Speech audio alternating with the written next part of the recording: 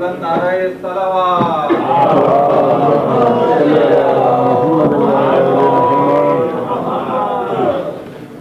رائے خوشنودی امام زمانہ بلند تر صلوات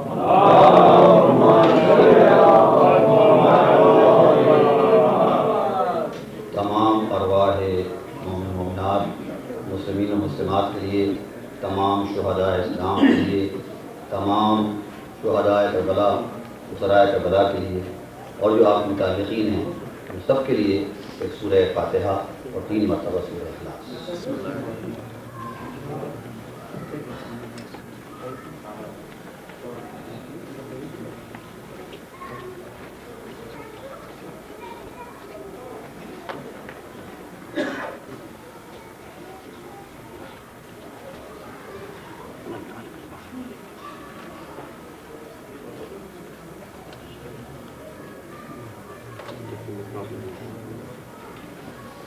اور ایک خصوصی سورہ فاتحہ کی التماس ہے برائے سال ثواب محترمہ مرحومہ سیدہ محسنہ خاتون بنت سید زاہد حسین رضوی کی سال ثواب۔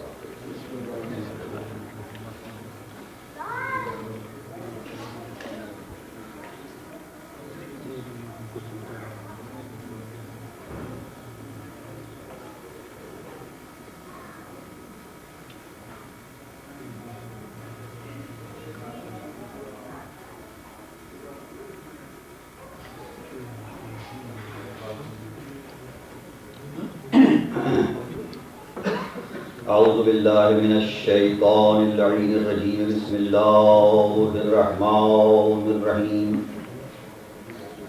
الحمد للہ رب العالمین، والصلاة والسلام علی اشرف الانبیاء والمرسلین، خاتم النبیین نبینا وشفیع ذنوبنا ابی القاسم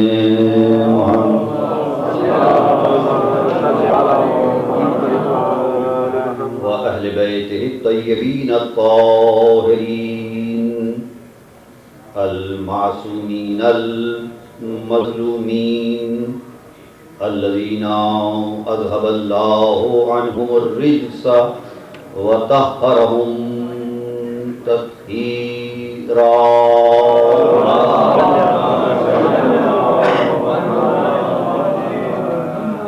اما بعد فقد قال اللہ تبارک وتعالی فی القرآن المبین وهو اصدق الصادقین، بسم اللہ الرحمن الرحیم، والعصر ان الانسان لفی خسر الا الذین آمنوا وعملوا الصالحات وتواصوا بالحق وتواصوا بالصبر۔ صلوات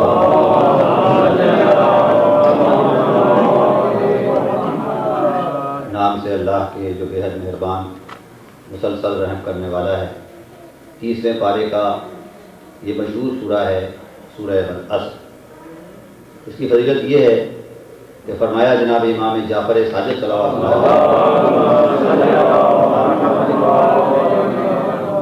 کہ جو شخص اس سورہ کی تلاوت کرتا رہتا ہے سمجھ کر، اس کو اللہ یہ اشارہ عطا فرماتا ہے کہ جب وہ اپنی قبر سے نکلے گا تو ہنستا ہوا نکلے گا۔ اب اگر اس حدیث کو غور فرمائیں تو آپ کو اندازہ ہوگا کہ وہ وقت جسے قرآن نے انتہائی سخت وقت قرار دیا ہے، جب انسان قبر سے نکلے گا اور بلا کے زلزلے آ رہے ہوں گے اور قیامت ٹوٹ رہی ہوگی اور رکشہ کھینچا گیا ہے پریشانی کا، یہ قرآن مجید میں حالت یہ ہوگی کہ بیٹا ماں کے سینے پر پیر رکھ کے گزر جائے اور اس کی پرواہ نہیں کرے، ہر ایک کو صرف اپنی جان کی فکر ہو۔ اس سخت وقت میں کہ جب ہر شخص پریشان ہوگا، یہ کتنی بڑی بات ہے کہ ایک آدمی اس وقت ہنس رہا ہو، خوش ہو رہا ہو، تو یہ بات کی دلیل ہے کہ وہ جو تکلیف اور پریشانی کا عالم ہوگا وہ اوروں کے لیے ہوگا، اس سورہ کے پڑھنے والے کے لیے نہیں۔ صلوات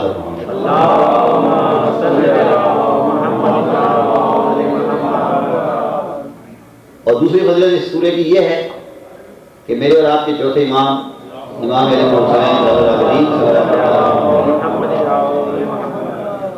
اپنے جمعے کے خطبے کو ختم فرمایا کرتے تھے اس سورے پر، یعنی جمعے کا خطبہ ارادہ فرمانے کے بعد جب ختم فرماتے تھے تو اس سورے کو پڑھتے تھے. تو گویا یہ سورے کو شرف حاصل ہے کہ پورے قرآن میں امام نے اس سورے کا انتخاب فرمایا کہ اس سورے کو ہر جمعے کو پڑھا جائے. یہ نہیں کہ کسی جمعے کو کوئی اور سورہ پڑھا، دوسرے جمعے کو کوئی اور سورہ پڑھا، ہر جمعے کو اسی سورے کو پڑھنا بتاتا ہے کہ امام کی نگاہ میں یہ سورہ اتنا اہم تھا کہ آپ یہ چاہتے تھے کہ ہر شخص کم سے کم ہفتے میں ایک مرتبہ ضرور اس سورے کی تلاوت کرے اور اس پر وقت. تو یہ سورے کو پڑھنا تھا. عالم اسلام کے عظیم مفسر جنہیں پورے عالم اسلام نے امام تفسیر قرار دیا، عالم اسلام ان کو تفسیر کا امام سمجھتا ہے، اور فقط تفسیر کا امام عالم اسلام نے صرف ایک شخص کو کہا ہے، تفسیر فقہ نہیں تفسیر، اور وہ ہیں امام فخر الدین رازی جنہوں نے تفسیر کبیر لکھی ہے. اتنی بڑی تفسیر ہے کہ آج وہ اس کا ترجمہ نہیں ہے اور بعض کی کھال نکالی ہے. بہرحال وہ لکھتے ہیں سورہ کے بارے میں کہ یہ سورہ جو ہے سورہ والعصر، یہ اصل میں قرآن مجید کا ایک پورے تمام مضامین کا 4 نکاتی خلاصہ ہے. 4 نقطوں میں قرآن مجید کے تمام مضامین کو بند کر دیا. یہ سورہ کی یعنی عظمت ہے کہ جو انہوں نے اس بات کو پورا. اور اس سے میں اندازہ کرتا ہوں کہ یہی شاید وجہ ہو کہ امام نے ہمارے اسی سورہ کا انتخاب کیا سورہ خطبہ جمعہ کے بعد پڑھنے کا، تاکہ تمام مضامین جو قرآن کے ہیں وہ سامعین کے سامنے ایک دفعہ آ جائے. تو یہ شاید وجہ ہو. بہرحال تو یہ بڑا عظیم سورہ ہے. اگر اور حقیقت بھی یہ ہے کہ ان سوروں میں جو ہے علماء نے لکھا ہے کہ اگر انسان اس سورے کو پیش نگاہ رکھے تو اس کی فکر اور نظر بلکہ زندگی بدل سکتی ہے، پوری زندگی انسان کی بدل سکتی ہے اگر وہ اس سورے کو پیش نگاہ رکھے. ارشاد ہوا والعصر، قسم ہے گزرتے ہوئے اور ڈھلتے ہوئے وقت، ان الانسان لفی خسر، تمام انسان بلا استثناء نقصان میں ہیں اور خسارے میں. الا الذین آمنوا وعملوا الصالحات، سوا ان لوگوں کے کہ جو ایمان لائے اور ایسا ایمان لائے کہ جو زبانی جماعت نہیں تھا بلکہ وہ عمل کی شکل میں ظاہر ہوئی، یعنی انہوں نے نیک اعمال لے لیا. یعنی ان کا ایمان فقط زبانی کلامی نہیں تھا، حقیقی ایمان تھا کہ جو ظاہر ہوا ان کے عمل سے. تو یہ دوسرا مقام تھا کہ انہوں نے اچھے اچھے اعمال بھی انجام دیے. صلوات اور محمد.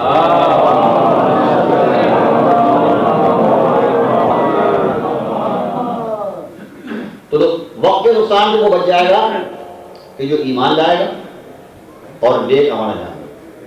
وَتَوَاصَوْا بِالْحَقِّ، خود بھی حقوق ادا کرے گا اور دوسروں کو بھی حق ادا کرنے کی، حقوق ادا کرنے کی تعلیم دے گا. وَتَوَاصَوْا بِالصَّبْرِ، خود بھی صبر کرے گا، جوہر صبر اپنے اندر پیدا کرے گا اور دوسروں کو بھی صبر کی ترغیب کرے گا. یہ 4 خصوصیات جس نے اپنے اندر پیدا کر لی وہ وقت کے نقصان سے بچ گئے. کیونکہ وقت جو ہے وہ مخلوق ہے، یہ اللہ کے بنایا ہوا. جب میں ایمان لے آیا تو میں نے اپنا تعلق پیدا کر لیا اللہ سے جو خالق وقت ہے. جب میرا تعلق خالق وقت سے ہو گیا تو اب وقت مجھے نقصان نہیں ملا.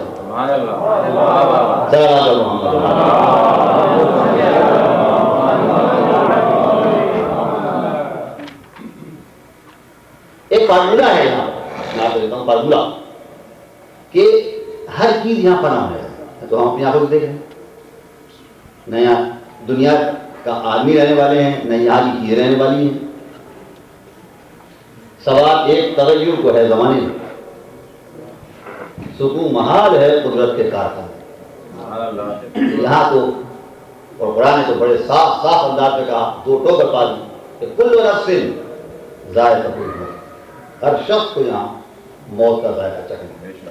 اور کیا اچھا فرمایا ہے مولا کائنات امیر المومنین علی بن ابی طالب،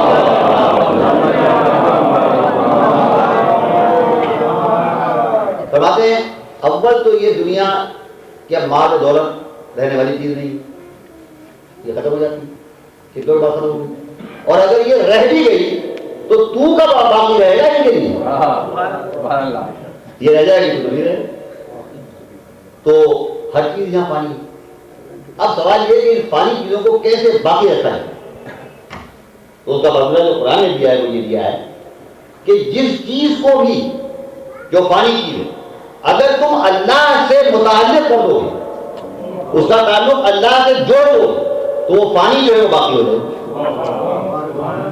جیسے قطرے کو آپ نے اگر سمندر میں ڈال دیا تو قطرہ تو ختم ہو جائے گا, مگر تو سمندر کا جز بن گیا اور وہ باقی ہو گیا ہمیشہ نہیں, اب وہ سمندر کا حصہ بن گیا. قرآن نے تو یوں کہا کہ ما انفقتم من شیء, تم جو چیز بھی اللہ کی راہ میں خرچ کرتے ہو تجدوہ عند اللہ, اسے تم اللہ کے پاس موجود پاؤ. یہ تم جو خرچ کرتے ہو اللہ کی راہ میں گویا اللہ کو دے دیتے ہو, یہ تم نے اللہ کو دے دیا. اور میرے چوتھے امام امام ابن حسین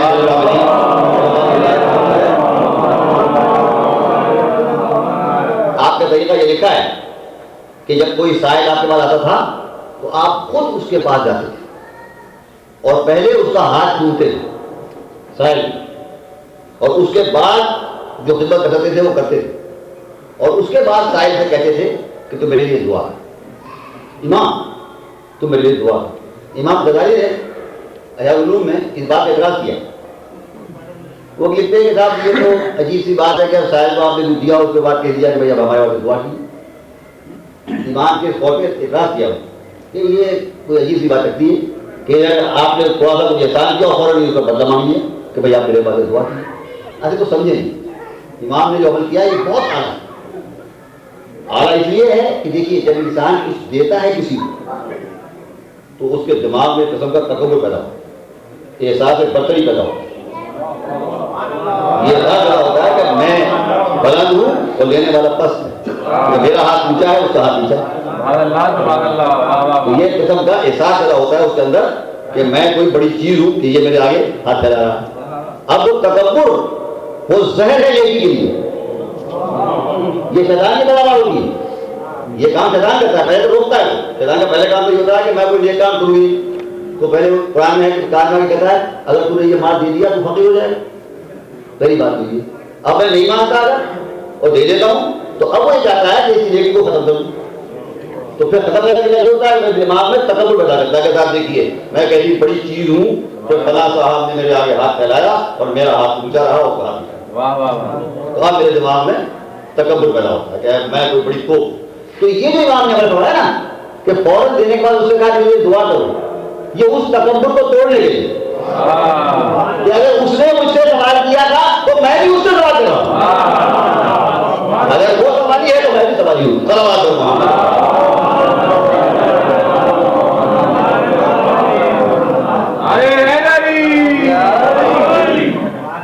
اس سے پہلا ہوتا ہے کہ امام غزالی بہت بڑے عالم ہیں, میں ان کی علمیت کا اقرار کرتا ہوں, میں ان کو اپنے کو مجھے اپنا شاگرد بنا دیتے تو بھائی میں فخر کرتا ہوں. لیکن امام جو اہل بیت کے ہوتے ہیں ان کا عمل کتنا بلند ہوتا ہے کہ اتنے بلند علماء بھی اس کی حقیقت کو نہیں سمجھتا. سمجھ سکے برات. تو میں چلا تھا کہ امام کا طریقہ یہ تھا کہ آپ اپنے ہاتھ سے سائل کو دیا کرتے. تو پھر جب عمر رسیدہ ہو گئے اور گھر میں افراد بڑھ گئے تو دوسری منزل بنائی گئی اور آگ جو تھی اوپر منتقل ہو. اور آپ جانتے ہیں جب انسان کی عمر زیادہ ہو جاتی ہے تو سیڑھی پہ چڑھنا ذرا مشکل ہو جاتا ہے اس کے لیے. اب جب سائل آتے تھے تو آپ اسی طرح سے سیڑھی سے یہ اترتے تھے, سائل کے پاس آتے تھے, اسی طرح سے اس کا ہاتھ چومتے تھے, اسی طرح سے چھپ کے تھے اس کی خدمت کرتے تھے اور پھر اس کے درخواست کرتے تھے میرے لیے دعا ہے. تو جوان بیٹوں نے کہا, جو نوکر غلام تھے اور عزیز اقارب تھے جوان, انہوں نے کہا فضل رسول آپ کیوں زحمت فرماتے ہیں, آپ ہمیں دیں, آپ اترتے ہیں چڑھتے ہیں, ہم جائیں گے, ہم جا کے آپ کی طرف سے اس کو پیش کر دیں گے. کہا نہیں, یہ میں خدمت خود ہی انجام. کیوں؟ وجہ یہ ہے کہ خدا فرماتا ہے کہ ما انفقتم من شیء تجدوہ عند اللہ, تم جو چیز اللہ کی راہ میں خرچ کرتے ہو وہ تم اس کو اللہ کے پاس موجود پاؤ گے. جب انسان کسی کو دیتا ہے اللہ کی راہ میں تو پہلے اللہ اسے اپنے ہاتھ میں دیتا ہے, اس کے بعد وہ صاحب کے ہاتھ میں جاتا ہے. تو یہی موقع ہوتا ہے فقط کہ جب میں دے رہا ہوتا ہوں اللہ کی راہ میں تو میرا ہاتھ اللہ کے ہاتھ میں پڑ جاتا ہے. اس فضیلت سے اس فضیلت کو چھوڑنے کے لیے تیار نہیں ہوں، تاکہ اگر میں تمہیں اس پر کر دوں گا تو میں اس فضیلت سے محروم ہو جاؤں گا. میں یہی چاہتا ہوں کہ میں خود جا کے دوں تاکہ میرا ہاتھ اللہ کے حاصل ہو.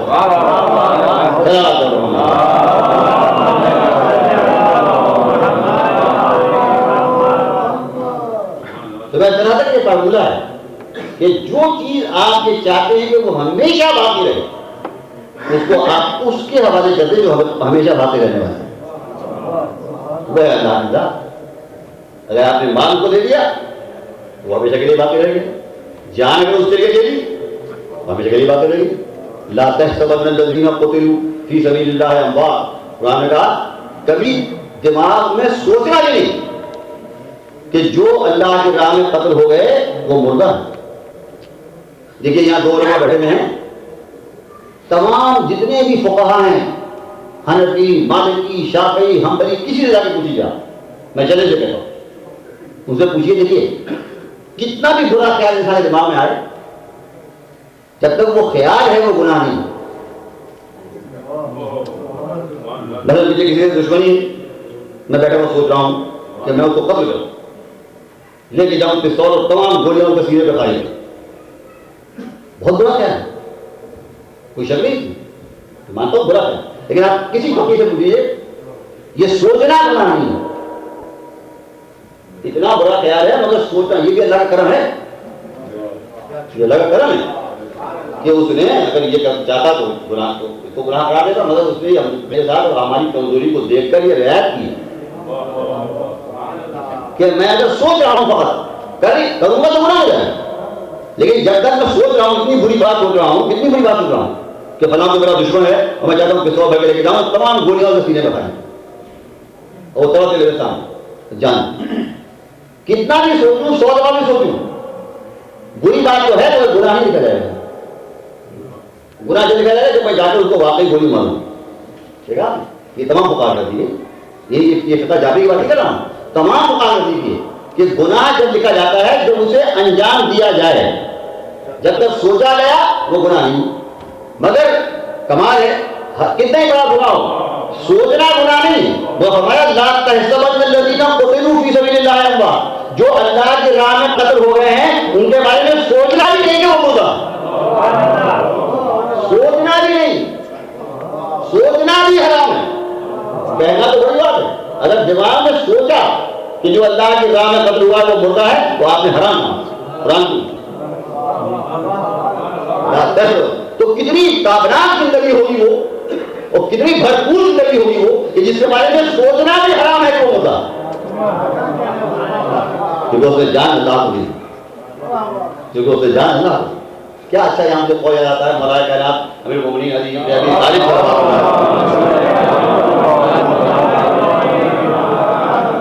جواب یہ بولنا فرماتے ہیں کہ جب یہ بات طے ہے مسلم ہے کہ اس جان کو جانا ہے، منا تو 50 سال نہیں تو 60 سال نہیں تو 70 نہیں تو 80 نہ 100 آخر جب چھٹی ہوئی. تو جب یہ بات طے ہے کہ اس جان کو جانا ہی ہے، رہنا نہیں، تو جب جانا ہی ہے تو پھر کیوں نہ اللہ کی راہ میں جائے کہ مجھے فرض شہادت ہوتا ہو. مطلب شہادت ہوتا جب جانا ہی، اگر مجھے یہ جان نہ جانے والی ہوتی پھر تو ٹھیک تھا، تو سوچا بھائی رہے باقی چلو، رہے باقی چلو، رہے باقی. جب جانی ہے ایک چیز تو پھر کیوں نہ اللہ کی راہ میں جائے. کتنا کامن سینس ہے کہ شاید دل میں بات کر جائے مولا کی تو کتنا شوق شہادت پیدا ہو جائے انسان کو. جب جانے ہی ہے اس چیز کو تو پھر کیوں نہ اللہ کی راہ میں جائے. لیکن جان لے لی آپ نے اللہ کی راہ میں، ہمیشہ کے لیے باقی نہیں. تو جو اوقات اب ایسے ہی وقت ہے نہیں والعصر قسم ہے گزرتے ہوئے وقت، جان اللہ کو دے دی ہمیشہ کے لیے باقی ہوگی، مال اللہ کے لیے دے دیا ہمیشہ کے لیے باقی ہوگا. قرآن کا ما انفقتم من شیء، یہ ترجمہ مال کا غلط ہے. ما انفقتم من شیء، جو چیز بھی تم اللہ کی راہ میں خرچ کرو گے. تو جب ہر چیز بلا استثناء تو وقت بھی اس میں آ گئی. تو اگر وقت بھی تم اللہ کی راہ میں خرچ کرو گے تو وقت بھی غیر پانی ہو جائے گا، پانی ہو. مان فقتم ہے نا، اگر فقط مال کے لیے کہا ہوتا تو میں کہتا ہوں ہاں مال خرچ کروں گا تو باقی رہے گا. نہیں، مان فقتم من شیء، جو چیز بھی تم نے اللہ کی راہ میں خرچ کی تجدوہ عند اللہ، اور جو چیز اللہ کے پاس موجود نہیں وہ کیسے بنا ہو سکتی ہے. جو اس باقی کے پاس پہنچ گئی. ہم تو بینک میں جا کر دیتے ہیں، وہاں تو کیسے نیند سوچتے ہیں آرام سے کہ بس اب تو بینک میں جمع کر دیا، اب تو سواری نہیں بیٹھا ہوتا، کون ڈاکو آ سکتا ہے؟ نہیں سکتا. آئے گا تو بینک ادا کرے گا. میں کیا جانتا.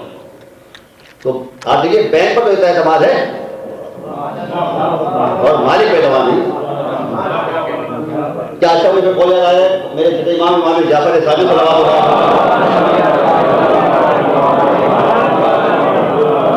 فرماتے ہیں کہ میں تو یہ سمجھتا ہوں کہ جو مال میرے اکاؤنٹ میں جمع ہے وہ میرا مال، اور جو بلڈنگیں میرے نام پر ہے وہ میری بلڈنگ ہے، اور جو کاریں میرے نام پر ہے وہ میری کاریں. فرمایا یہ تیری نہیں، کوئی چیز تیری نہیں. تیرا مال تو بس اتنا ہے جو تو نے کھایا پہنا اور جو تو نے اللہ کے راہ میں خرچ کرا، وہ تیرا ہے، باقی تیرا نہیں ہے. باقی تو مالک ہوگا، باقی تو کیوں تیرا بس اتنا ہے جو تو نے کھایا پہنا اور جو اللہ کے راہ میں خرچ کی کہ وہ تجھے ملے، وہ باقی رہے گا. تو بس یہ فارمولہ کہ جو چیز بھی آپ اللہ کی راہ میں خرچ کر دیں وہ ہمیشہ باقی رہے. بہت کو خرچ کر دیں تو بہت باقی رہے. آپ اس وقت نقصان سے کیسے بچیں گے؟ آپ الا الذین آمنوا. سب سے بڑی چیز جو ہے وہ ایمان. ایمان کے معنی کیا ہے؟ ایمان کے معنی ہے اللہ سے تعلق جوڑنا. جب میں نے دل سے اللہ کو مان لیا تو گویا میرا قلبی تعلق اللہ سے طے ہو. جیسے آپ بجلی کا بٹن کھولتے ہیں نا تو فوراً دو تار مل جاتے ہیں، لائٹ چل جاتی ہے. اسی طرح جب آپ نے دل سے لا الہ الا اللہ پڑھا گویا آپ کا تعلق اللہ سے قائم. بس اب دل میں اللہ آ گیا اگر دل سے مانا ہے تو. اور فرماتے ہیں جناب امام جعفر صادق صلوات اللہ علیہ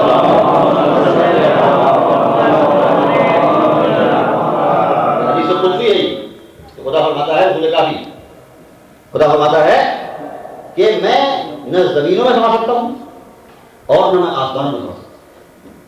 کوئی چیز ایسی نہیں ہے کائنات کی جہاں اللہ سما سکے، کیونکہ وہ لامحدود ہے. ہر چیز محدود کتنی بھی بڑی ہے وہ محدود ہے. اللہ کی ذات نہ فرمایا میں نے زمینوں میں سما سکتا ہوں، خدا فرمایا، اور نہ آسمانوں میں. ہاں صرف ایک مقام ایسا ہے جہاں میں سما سکتا ہوں، جہاں میں سما جاتا ہوں خدا فرماتا ہے. اور وہ مقام کون سا ہے؟ وہ مقام وہ دل ہے جو مجھے دل سے مانتا ہے اور مجھے یاد ہے.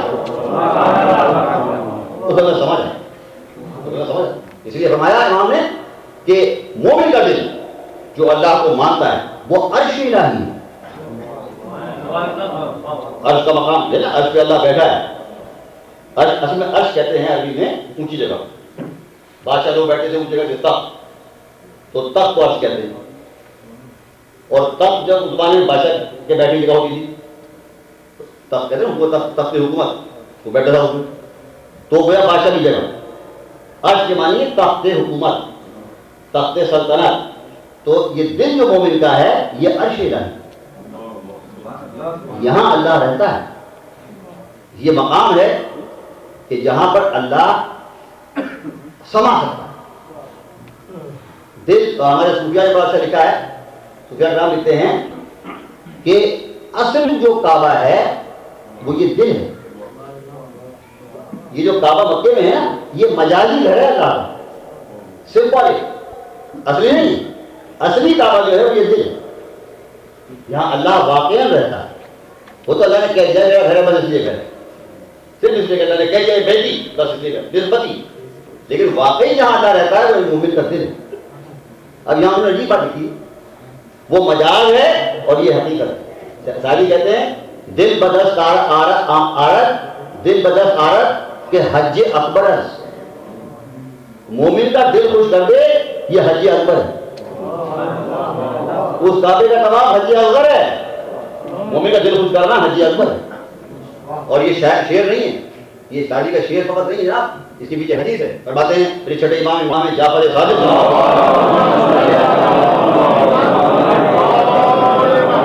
رسول کافی کی حدیث ہے. راوی کہتا ہے میں نے پوچھا حضرت رسول اگر میں کسی مومن کا کوئی کام کر دوں، کوئی حج پوری کر دوں، راوی کہتا ہے امام نے فرمایا الحج الحج الحج. راوی کہتا ہے میں نے گننا شروع کر، تو میں نے گنا. امام نے 10 مرتبہ فرمایا کہ ایک مومن کی حاجت پورا کرنا ان 10 حجوں کی برابر ثواب رکھتا ہے جو اللہ سے خود. ساجی کہتے ہیں دل بدست عرب کہ حج اکبر. ایک شاعر بڑا اچھا کہا، وہ کہتا ہے کہ کعبہ اگر سے ٹوٹا، کعبہ جو مکے میں، کعبہ اگر سے ٹوٹا تو کیا جائے غم ہے شہر. کعبہ اگر سے ٹوٹا، وہاں کا کوئی بیٹا کی ہوئی کوئی کعبہ ٹوٹ گیا، وہ کہتا ہے کعبہ اگر سے ٹوٹا تو کیا جائے غم ہے شہر. کچھ قصرے دل نہیں کہ بنایا نہ جا سکے. کچھ قصرے دل نہیں کہ بنایا نہ جا سکے. کعبہ بن سکتا ہے، دل نہیں بن سکتا. دل اگر ٹوٹ گیا کسی کا، میرے کہتے ہیں کہ خیال خاطر احباب چاہیے ہر دم. دوستوں کے دل کا خیال کرنا چاہیے. خیال خاطر احباب چاہیے ہر دم، انیس ٹھیک نہ لگ جائے آپ گنو. یہ دل جو ہے یہ آئینے کی طرح ہے، شیشے کی طرح. ٹوٹ گیا تو بات ہو گئی. تو یہ مومن کا دل. اب یہاں میں صوفیہ جاتا ہوں، ہمارے صوفیہ کرام عجیب بات کی یہاں پر. وہ کہتے ہیں کہ یہ کعبہ جو ہے مکے میں، یہ تو مجازی ہے اللہ، اور یہ مومن کا دل ہے یہ حقیقت ہے. اچھا اب یہ جو کعبہ ہے مجازی، مجاز اصل میں حقیقت کو سمجھانے کے لیے ہوا. مجاز کے معنی آپ کو سمجھاؤں، یہ جیسے آپ یہ بلڈنگ بنتی ہے نا، بلڈنگ جو پہلے بنتی ہے بہت بڑی، تو پہلے اس کا ماڈل بنتا ہے. یہ چھوٹا سا ماڈل بنتا ہے بلڈنگ کو، اس کو بنا کے رکھ دیتے ہیں شیشے کے اندر. لوگ دیکھتے ہیں یہ بلڈنگ ایسی بنی ہے، گتے کا بناتے ہیں وہ ماڈل. تو وہ ہے مجاز، اور حقیقت وہ جو بلڈنگ بنی وہ ہے حقیقت. تو یہ کعبہ جو ہے مجازی ہے اللہ، حقیقت تو ہے دل مومن کا. مجاز ہوتا ہے حقیقت کو سمجھانے کے. بناتے جو ہیں وہ اسے بناتے ہیں تاکہ آپ سمجھیں کہ بلڈنگ کیسی ہوگی، کیا شکل کی ہوگی، اسے بناتے ہیں. تو مجاز کا کام کیا ہوتا ہے؟ حقیقت کو سمجھانا. اب وہ لکھتے ہیں صوفیہ کرام کہ آپ دیکھیے یہ کعبہ جو مکے میں ہے یہ کب پاک ہوا اور کیسے پاک ہوا. یہ تو بت تھے، اس کعبے میں تو بت تھے. بتوں سے کب پاک ہوا؟ بتوں سے جب پاک ہوا جب اس کعبے کے اندر علی داخل ہوئے. جب علی داخل ہوئے، علی نے بتوں کو توڑا مجازی کعبے کے اندر، تو کعبہ پاک ہوا، وہ مجازی کعبہ. تو یہ بتا رہا ہے اللہ کہ دیکھو مجازی کعبہ اس وقت پاک ہوتا ہے جب علی اس میں داخل ہوتا ہے.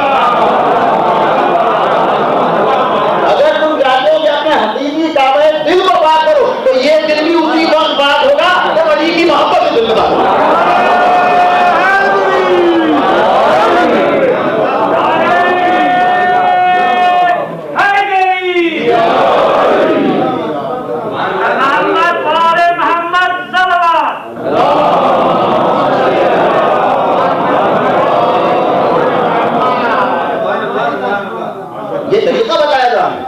تاریخ نہیں ہے، نبی کا عمل ہے. طریقہ بتایا تھا آپ کو. دیکھو یہ دل ایسے پاک ہوگا کہ جب یہ بت شکن داخل ہوگا تب یہ کعبہ، دیکھیے کعبہ تو پہلے بھی تھا مگر نماز پڑھنے قابل نہیں تھا. یہ سمجھنا کہ اس کی طرف نماز پڑھی جائے. جب علی نے کعبے کو پاک کر دیا تب اس قابل ہوا کہ نماز پڑھی جائے. تو معلوم ہوا کہ یہ کعبہ دل بھی اس وقت اس قابل ہوگا کہ اس میں اللہ کا عرش بنے کہ جب علی کی محبت اس میں داخل.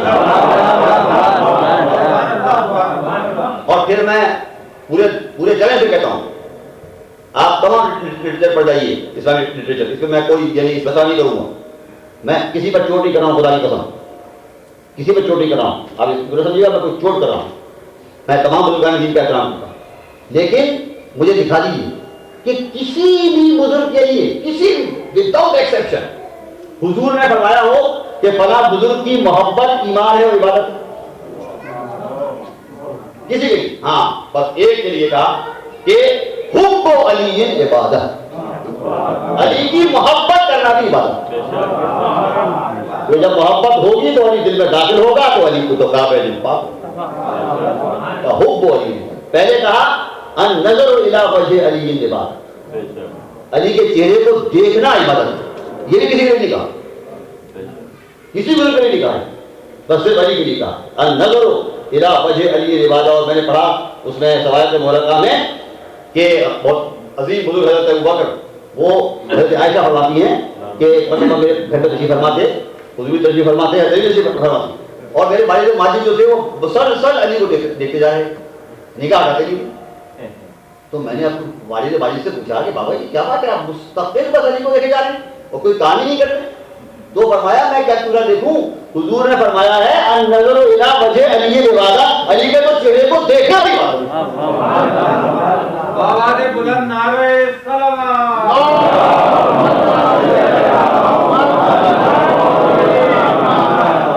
پورے حدیث میں بلاؤ ایکسپشن 3 چیزوں کے لیے حضور نے فرمایا، صرف چوتھی کو مجھے بتا دیجیے آپ۔ 3 چیزوں نے فرمایا حضور نے کہ ان کو دیکھنا بھی عبادت ہے مطلق۔ ایک قرآن کو اگر آپ کھول کے فقط دیکھتے رہیں نہ پڑھیں چاہے پھر بھی بات النظر الی القرآن کے بعد قرآن کو دیکھتے رہنے والی۔ دوسرے فرمایا النظر الی کعبہ، کعبے کو دیکھ کر رہنے والے۔ آپ کیا ہے طواف بھی نہ کریں نماز بھی نہ پڑھیں فقط کعبے کو دیکھتے رہیں بیٹھ کر، وہی بات اللہ کو پسند۔ اور تیسرے فرمایا النظر الی وجہ علی۔ دیکھیے کیا لیول ہے تینوں کا،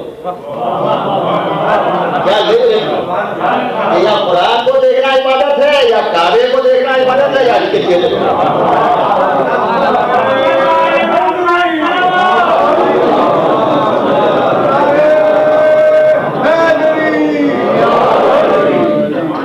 النظر الی وجہ علی عبادت۔ میں کہوں گا یا رسول اللہ تو میں عبادت کیسے کروں؟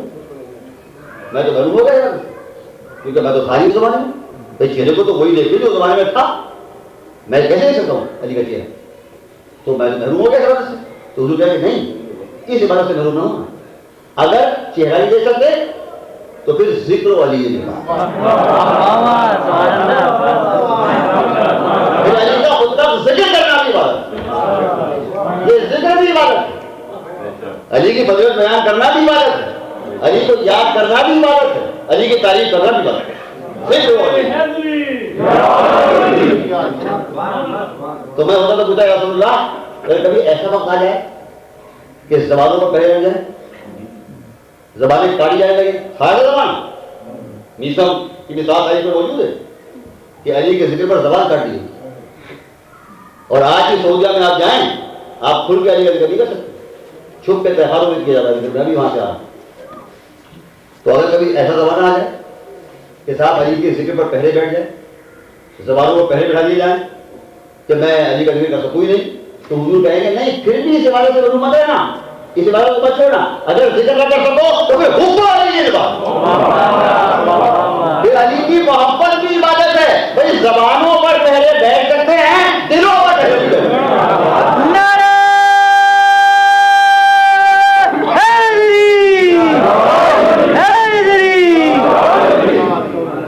بندوقوں سے آپ زبانیں روک سکتے ہیں مگر دل کو نہیں۔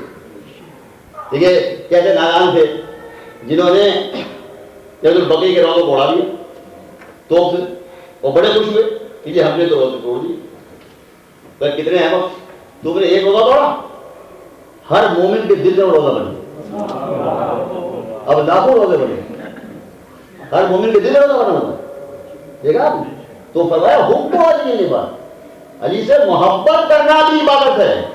کیوں کہ علی کا محبت جو علی کی ہے، جو بنایا کہ حب علی یا علی حبوں کا ایمان، یہ حدیث وہ ہے جو سوایت برقہ نے امام بکی نے سوایت برقہ میں لکھی، اور ترمذی شریف کی حدیث، ترمذی شریف کی حدیث بولی یا علی حبوں کا ایمان، علی تیری محبت ایمان۔ تو جب علی داخل ہوں گے تو کعبہ پاک ہو داخل ہوئے۔ اور یہاں پر حدیث عجیب جملے کے تاریخ کیا تھا کہ جب حضور نے ارادہ کیا کعبے کے اندر داخل ہونے کا اور بتوں کو چھوڑنے کا، تو بزرگان دین اور صحابہ کرام آگے بڑھے کہ ہم بھی اس کام میں حصہ لیں، یہ کام ہم بھی کریں، انجام دیں۔ تو حضور نے فرمایا لا تقلعہم من عبدہم، ان بتوں کو وہ نہیں توڑ سکتا جو ان کے سامنے سر جھکا چکا ہو۔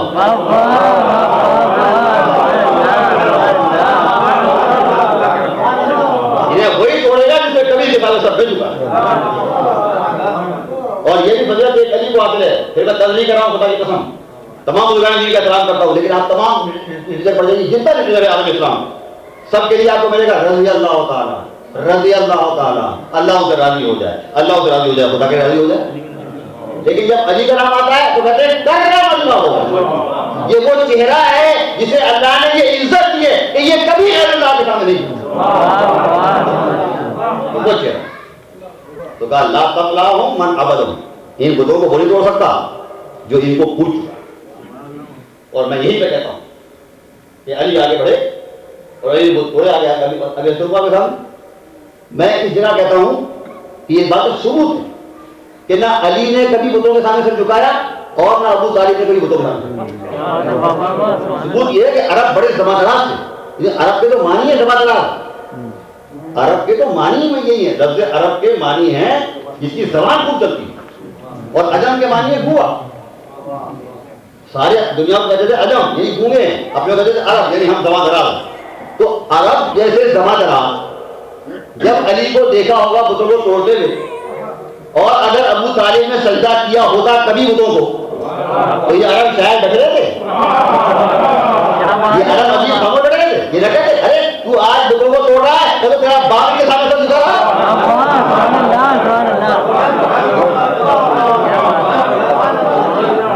اور میں دعوے سے کہتا ہوں, میں نے پڑھا اسے کہہ رہا ہوں کہ تمام فطرت بتائیے عرب کا اگر ایک جاہل طرح کا کوئی عرب کا کسی ایک شاعر کا یا کسی ادیب کا ایک جملہ ملتا ہے جس نے کہا ہو کہ تو آج بت توڑ رہا ہے تیرا باپ کے سامنے پوجا کر رہا, کوئی جملہ نہیں ملے گا. اس کے معنی یہ کہ سارے اہل عرب جانتے تھے کہ نہ علی نے کبھی بتوں کو پوجا ہے نہ علی کے باپ نے کبھی پوجا.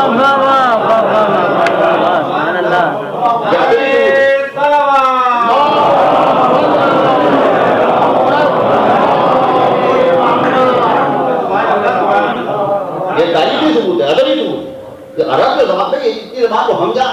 میں ہوتا, میں اگر مثلا ہوتا وہاں معاذ اللہ کافروں میں تو اتنی زبان تو مجھے نہیں بولنی آتی, میں تو بول دے رہا آج آپ بت توڑ رہے ہیں نہ تو آپ کے ابا جی کے سامنے سر جھکا دیں. تو جب مجھے اتنی زبان آتی ہے جو عرب تھے, ادیب تھے, شاعر تھے, جو زبان دراز تھے, جن کا نام ہی عرب تھا, یعنی بولنے والے وہ چھوٹے تھے اور باپ پر وہ فوراً نام کرتے ہیں. عرب کے ادب میں اگر آپ پڑھیں تو گندے شعر میں پڑھ سکتا نہیں ہے, ورنہ ان کا تو یہ عام بات ہے کہ باپ پر تو پہلے ماں اور باپ پر تو پہلے گند کرتے ہیں. تو چھوڑ دیتے ہیں. اور پھر دیکھیے آپ جانتے ہیں, مجھے جانتے ہیں, مجھے آپ دلیل کریں تو مجھے کتنی تکلیف نہیں ہوگی, لیکن جس کو میں خدا مانتا ہوں اسے دلیل کریں تو مرنے مارے بتاؤں گا, یا میرے امام کو آپ دلیل کریں مثلا مرنے, اب مجھے آپ دلیل دے دیں تو شاید برداشت کر لوں, لیکن اگر میرے امام کو دلیل دیں تو مرنے مارے بتاؤں گا. تو وہ تو بدھوں کو اپنا خدا سمجھتے تھے, جن کو علی توڑ رہے تھے ان کو تو اپنا خدا سمجھتے تھے, تو پھر کیسے سمجھ رہے ہیں؟ تو گویا وہ جانتے تھے کہ نہ یہ مجھے پوجنے والا ہے نہ اس کا باپ. اور یہی بات رسول میں نہیں کہوں کیونکہ رسول کیسے بھی توڑ رہے تھے نا. تو اگر رسول کے باپ نے یا رسول کے دادا نے کبھی بتوں کو پوجا ہوتا تو لازمن یہ عرب کہتے کہ آج بتوں کو توڑا رہے ہو, کل تمہارا باپ کے سامنے جھکا کرتا تھا, پرسوں تمہارا دادا کے سامنے جھکا تھا. رسول کے لیے کہا علی کے لیے یہ ثبوت ہے کہ رسول کے باپ نے کبھی بتوں کے سامنے سجدہ کیا نہ علی کے باپ نے سجدہ آئے. اور اس کے بعد جیسے کہ تمام تاریخوں میں ہمارا اس بات دیتا ہوں, آپ جو تاریخ ہے پڑھیں, عربی میں پڑھ لیں, اردو میں پڑھ لیں, ہندی پڑھیں, ہر ایک حوالے دے رہا ہوں. چلیے بڑا حوالہ شاہ ولی اللہ محدث دہلوی براز النبوہ فتح مکہ کا چیپٹر پڑھیے, یہ تمام باتیں لکھی ہوں. اب علی کو بلایا کہ بڑے دکھ سے اوپر سے تیاری, تم میرے کندھوں پہ کھڑے ہو اور ان بتوں کو توڑو. علی کندھوں پہ کھڑے ہو اور بتوں کو توڑنا شروع کیا. تو شاہ صاحب لکھتے ہیں کہ علی بن ابی طالب نے پوچھا یا رسول اللہ آپ کو تو بڑی زحمت ہو رہی ہوں, آپ میرا بدن اٹھائے ہوئے ہیں کندھے پر, تو آپ کو تو بڑی زحمت ہو رہی ہوں. تو شاہ صاحب لکھتے ہیں, میں ذمہ داری ہوں, شاہ صاحب پڑھوں گا آپ. شاہ صاحب نے کہا نہیں مجھے کوئی زحمت نہیں. شاہ صاحب لکھتے ہیں حضور نے فرمایا مجھے کوئی زحمت نہیں ہو رہی, اس لیے نہیں ہو رہی کہ من تو کار حق بھی کنی, تو کار حق بھی کنی اور من بار حق بھی کشا. تو حق کا کام کر رہا ہے اور میں حق کا بدل اٹھا رہا ہوں. تو کار حق بھی کنی من بار حق بھی کشا. تو حق کا کام کر رہا ہے میں حق بدل اٹھا رہا ہوں. علی کا بدل نہیں کہا, حق کا ہوں. ابھی کیا تھا پوچھی جاتا کتاب یہ کیوں نہیں کہا کہ تو کار حق نہیں کنی من بار علی نہیں کشا. کیا نہیں آتا تھا کیا تھا تو لکھنا حق کے بجائے علی لیتے کیا تھا. اتنا بڑا عالم سارا پورا آج تو پورا عالم اسلام ان پر تو سینکڑوں عالموں نے پی ایچ ڈی کر لیا ہے. شاہ ولی اللہ پر کتنے عالموں نے ڈاکٹریٹ کیا ہے, ازہر سے, ہماری کراچی یونیورسٹی سے, کہاں اتنا بڑا آدمی. تو وہ لکھتا تھا وہ یہ لکھا کہ تو کار حق بھی نہیں من بار حق بھی کر، تو حق کا کام کر رہا ہے، میں حق کا بدل اٹھا رہا ہوں۔ میں جملہ کہوں گا کروں گا تمام تاریخوں میں بلا اختلاف، میں اکثر معاہدے پڑھتا ہوں کہ جس نے قسمت اس بات نہیں دیتا کہ جس تاریخ کو چاہے آپ پڑھیں، لکھا ہے کہ حضور کے کاندھے پر مہر نبوت، تو رسول پر مہر نبوت، اور مہر نبوت کیا تھی؟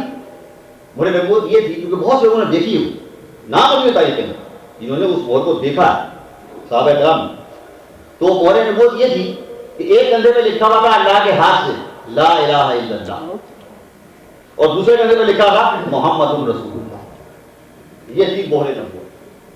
یہ آپ کی یعنی نبوت کا ایک ثبوت کہ خود دست قدرت سے لکھا ہوا تھا، ایک طرف لکھا تھا لا الہ الا اللہ، دوسری طرف لکھا تھا محمد رسول اللہ کندھے کا۔ اور آپ کو معلوم ہونا چاہیے، علماء بیٹھے ہیں یہاں، یہ دونوں کلمے جو ہیں نا جو قرآن کی آیتیں ہیں، ایک جگہ تو نہیں آئی ہیں، الگ الگ آئی ہیں مگر ہیں قرآن کی آیت، لا الہ الا اللہ بھی قرآن کی آیت ہے اور محمد رسول اللہ بھی قرآن کی آیت ہے، یہ دونوں تبدیل سمجھیں، لا الہ الا اللہ بھی قرآن کی آیت، محمد رسول اللہ بھی قرآن کی آیت، اور وہ لکھی بھی کس کے ہاتھ سے ہے؟ اللہ کے ہاتھ سے۔ یعنی یہ قرآن چھپا ہوا ہوتا ہے کہ نظر کشور کے اندر چھپا ہوتا ہے، کسی پریس میں چھپا ہوتا ہے، وہ تو خود اللہ نے اپنے ہاتھ سے لکھا۔ اب بتائیے اس سے بڑا قرآن کیا ہوگا جو خود اللہ نے اپنے ہاتھ سے لکھا ہو۔ اور میں کہوں گا یا رسول اللہ آپ نے ہمیں تو یہ حکم دیا ہے کہ قرآن کے اوپر کسی چیز کو مت رکھنا، ہمیں تو حکم یہ ہے کہ کوئی کتاب آپ رکھنی ہے تو قرآن کو اوپر رکھو، اس کتاب کو نہیں۔ خلاف ہے کہ کوئی اور کتاب قرآن کے اوپر رکھی جائے، قرآن کو رکھو۔ تو عام قرآن کے بارے تو آپ ہمیں یہ حکم دیتے ہیں کہ اس کو کسی کے نیچے مت رکھنا، اور یہ قرآن کو خود اللہ نے لکھا ہے، اس پر آپ علی کو کھڑا کر رہے ہیں، کیا بات ہے کہ علی کے قدم اس کے اوپر، اس قرآن پر جو اللہ کا لکھا ہوا ہے، یہ کتنا قابل احترام بات ہے۔ آپ دیکھیے تو شاید رسول اللہ یہ کہیں گے کہ بے شک میں نے کہا ہے، میں نے یہ کہا ہے کہ قرآن کے اوپر کسی اور کتاب کو رکھنا،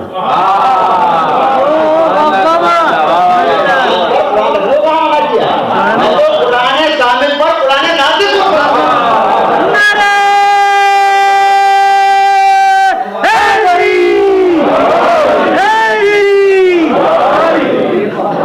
بلند نعرہ سلام۔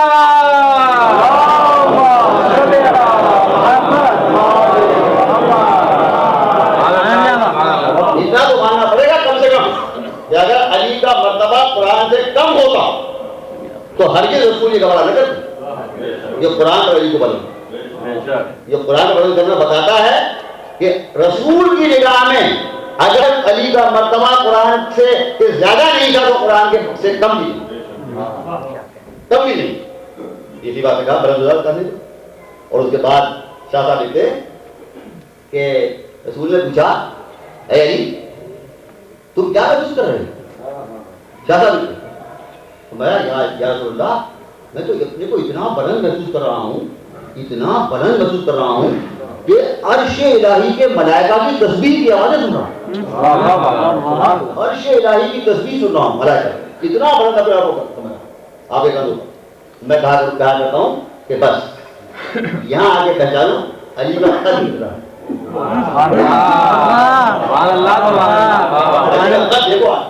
علی اسے کہتے ہیں جس کے پیر دوشے رسالت پر ہوتے ہیں، جس کا سر عرش الہی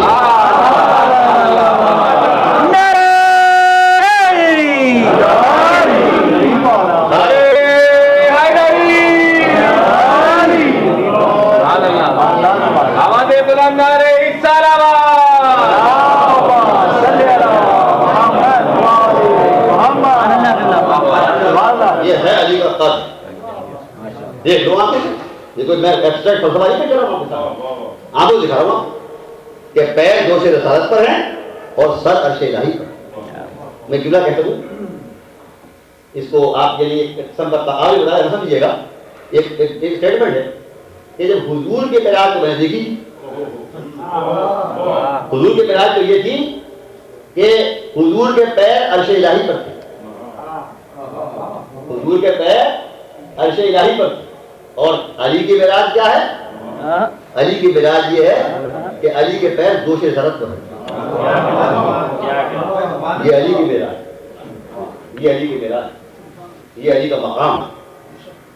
اور تمام تاریخوں میں لکھا ہوا آخری بات، تمام تاریخوں میں لکھا ہوا حضرت یاروں نے لکھا ہے پیغمبر اسلام کا ایک معجزہ عجیب و غریب کہ بظاہر اگر آپ دیکھیں ان کو تو بہت لامے دکھائی نہیں دیتے. حضور کو اگر آپ بظاہر دیکھیں نا بہت زیادہ لامے نہیں معلوم ہوتے کہ بہت زیادہ دراز پر ہے، ایسا نہیں معلوم. بہت عجیب بات یہ کہ کتنا ہی دراز پر آدمی ہو، جب آپ کے ساتھ آگے کھڑا ہوتا تھا تو اس کا سر آپ کے کانے سے نہیں چلا. کیا کہہ جا بظاہر نہیں لگتا کہ بہت طویل قد ہے، لیکن اگر کوئی لمبے سے لمبے قد کا آدمی آگے کھڑا ہو جائے گا ساتھ تو اس کا سر جو ہے آپ کے سر قدے سے نہیں چلے گا. یہ آپ کی شان تھی. بس تو میں جملہ کہوں کہ جہاں تک اوروں کے سر نہیں پہنچ سکتے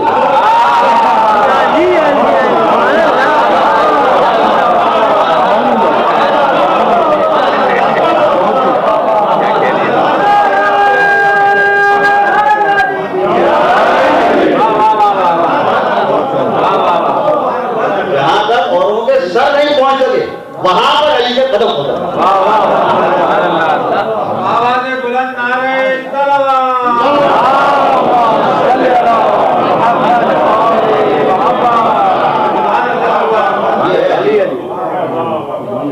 یہ وہ ہے جو رسول نے آنکھوں کو دکھا دی، آنکھوں کو دکھا دی کہ یہ ہے علی کا مقام.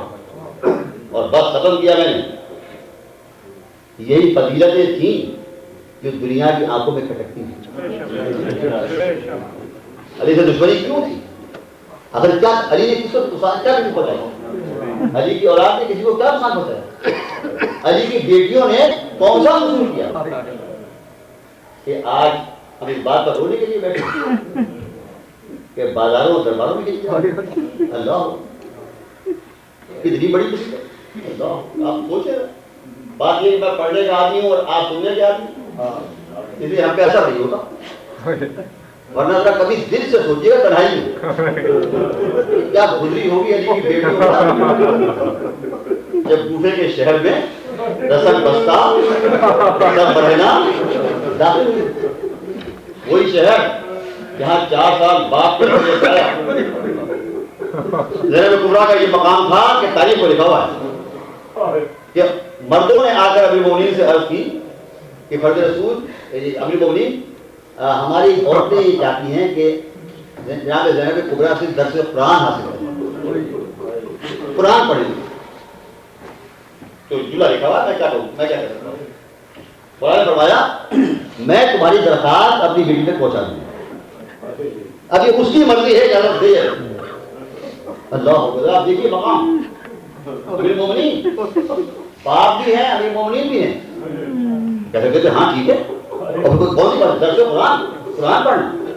لیکن شاید کوفے والوں کو اپنی بیٹی کا مرتبہ بتانا، شاید کوفے والوں کو کبریٰ کا مطلب بتا رہا تھا کہ نہیں میں اجازت نہیں رکھتا، میں تمہاری درخواست اپنی بیٹی کی خدمت میں پہنچا دوں گا. یہ میری بیٹی کی مرضی ہے کہ تمہاری عورتوں کی درخواست قبول کریں. جس بیٹی کا یہ مرتبہ ہو کیا گزرتی ہوگی کلیجے پر اس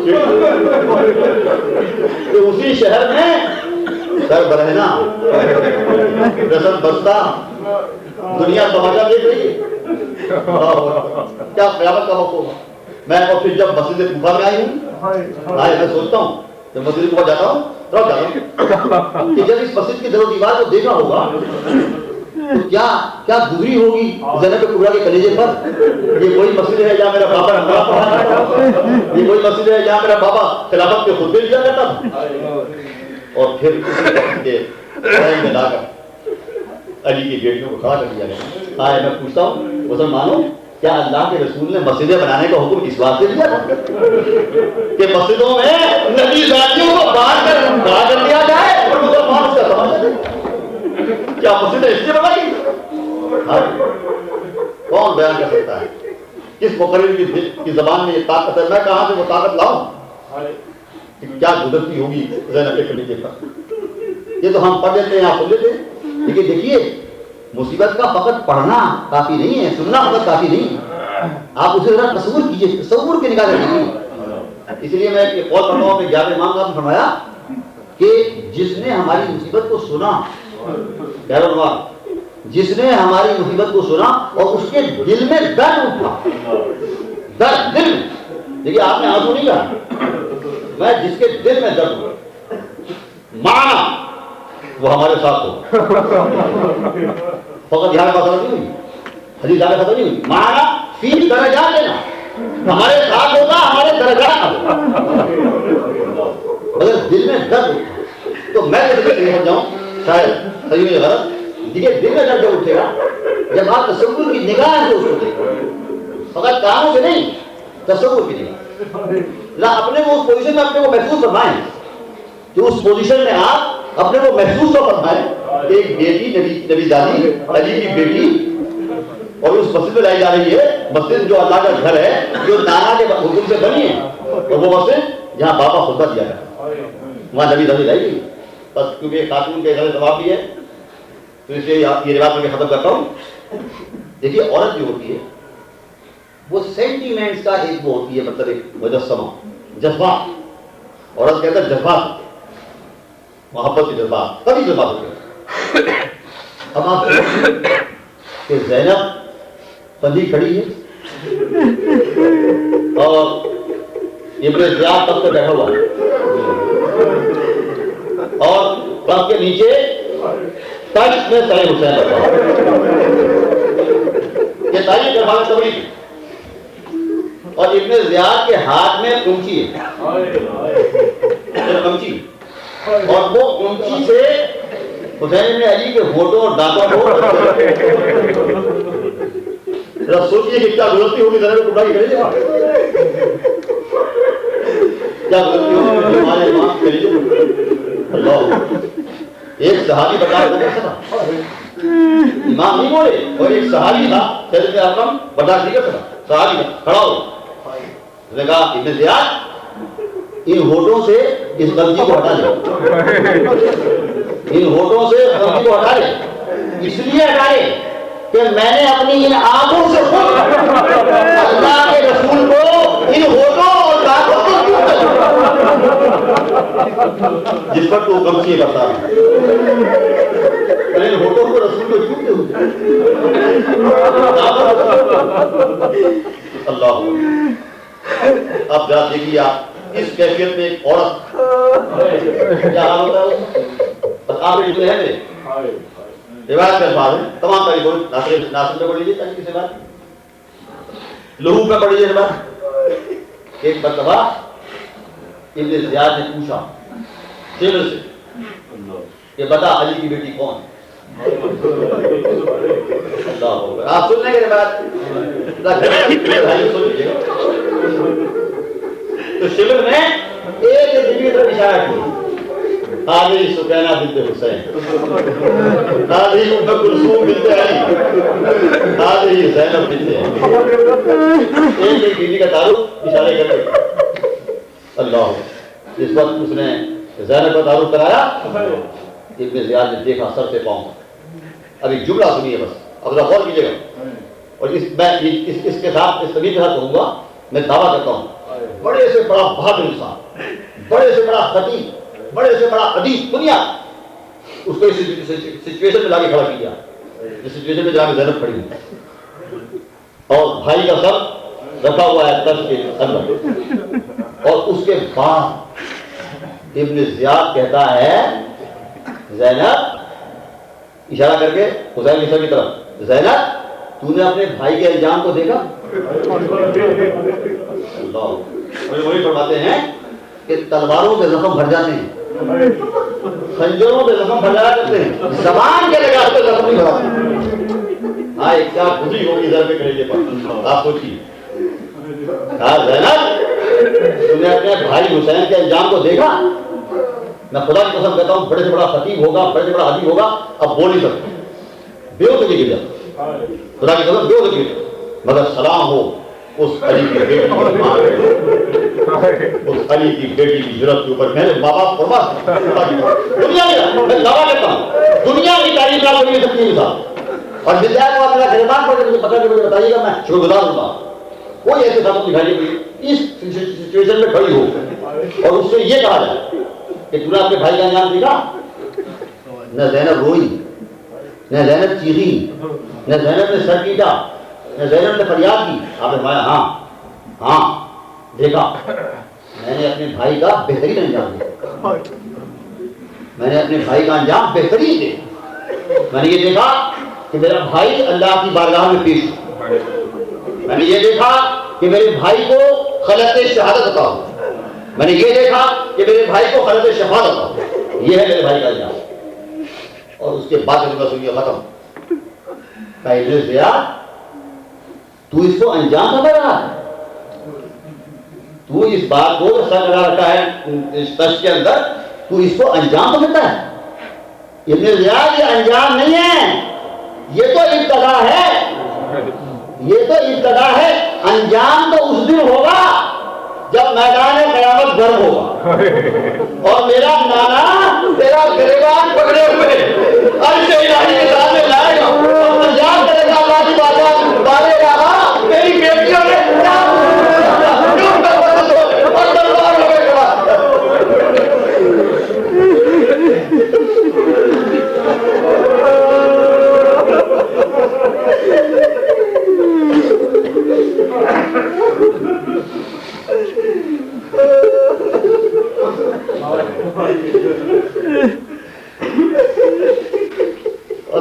لعنة الله على القوم الظالمين فسيعلم الذين ظلموا على محمد أي القلب ينقلب۔ بار الہ ان گناہگار ہاتھوں کو نہ دیکھ، ان سیاہکار زبانوں کو نہ دیکھ، ان واسطوں کو دیکھ جن واسطوں سے ہم دعا کرتے ہیں، واسطہ تیری ذات والا صفات کا واسطہ، تیری عظمتوں کا واسطہ، تیری کرامتوں کا واسطہ، تیری شرافتوں کا واسطہ، تیری مغفرتوں کا واسطہ، تیری تمام قدرتوں کا واسطہ، تیری تمام آیتوں کا واسطہ، تیرے تمام اسماء اعظم کا واسطہ، تیری تمام صفات اولیاء کا واسطہ، تیری شان رحمانیت اور شان رحیمیت کا واسطہ، تیری شان کبریائی کا واسطہ، اور واسطہ محمد و آل محمد کا واسطہ، فاطمہ اولاد فاطمہ کا واسطہ، حسین اور اولاد حسین کا واسطہ، زینب اور ام کلثوم کا واسطہ، عمل خیر کی توفیق عطا فرما، ایمان و عمل صالح کی توفیق عطا فرما، فرائض الہیہ کو ادا کرتے رہنے کی توفیق عطا فرما، محرمات الہیہ سے بچتے رہنے کی توفیق عطا فرما، بھائیلا ہمارے زندوں پر رحم فرما، ہمارے مردوں کی مغفرت فرما، اور شب جمعہ ہے سب سے بڑی دعا یہ بھائیلا ہمارے تمام ماضی اور پچھلے گناہوں کو معاف فرما، ہمارے ماں باپ کی خطاؤں کو معاف فرما، ہماری اولادوں عزیزوں رشتہ داروں محسنوں دوستوں کی خطاؤں کو معاف فرما، بھائیلا ہمارے ساتھ وہ سلوک فرما جس کا تو ہے، ہمارے ساتھ وہ سلوک نہ فرما جس کے ہم ہے، ہمارے کاروبار میں روزگار میں برکت و ترقی عطا فرما، جو بیمار ہیں ان کو شفا کامل و عاجل عطا فرما، جو پریشان حال ہیں ان کی پریشانیوں کو دور فرما، جو بے روزگار ان کو عزت کی روزی عطا فرما، ہمارے روزگار میں ترقی و برکت عطا فرما، اور ہمارے الہ ہماری جان مال عزت اور آبرو کی حفاظت فرما، ہمارے دشمنوں کو نیست و نابود، ان کی جنگیتوں کو درہم و برہم کر دے، ان کے منصوبوں کو خاک میں ملا دے، ہمارے الہ عراق کے مظلوم مومنین پر رحم فرما، اور ان پر ظلم کرنے والے ظالموں کو ان کے سخت انجام تک پہنچا دے، ان پر ایسا عذاب نازل فرما جس کی مثال نہ ولید میں ملتی ہو اور نہ آخری میں ملتی ہو، اور بھائی الہ کشمیر کے مسلمانوں کو آزادی عطا فرما، ہندوستان کے مسلمانوں کو قوت عطا فرما، ایران کے مومنین کو فتح و غلبہ عطا فرما، حزب اللہ کے مجاہدین کو فتح اور کامیابی عطا فرما،